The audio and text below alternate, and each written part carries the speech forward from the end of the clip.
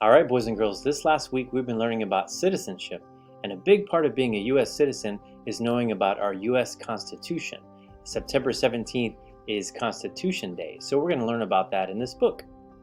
What is the Constitution? The Constitution explains how the government works.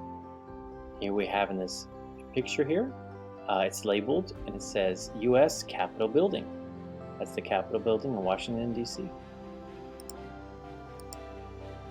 It is a document. It lists the basic laws for the United States. And there is the Constitution.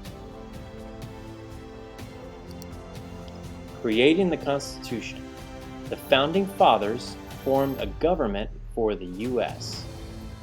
In this picture, it's labeled Founding Fathers signing the Constitution. There's George Washington. They wanted people to have rights. They wanted freedom for all. This is labeled Patrick Henry fighting for freedom.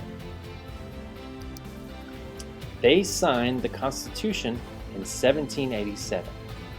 The new government had three parts. And here's the three parts of government. Congress, which makes laws. The president, who signs and carries out laws. And the courts, who read and explain laws. A Bill of Rights was added 4 years later. It lists the rights of the people. And here's Martin Luther King Jr., and he fought for rights. Law of the land. Today, people still follow the Constitution. We have some cool children that are doing the Pledge of Allegiance. It protects the people of the U.S. It protects all the people and all the different families of the United States. It is the law of the land. So that is about our U.S. Constitution.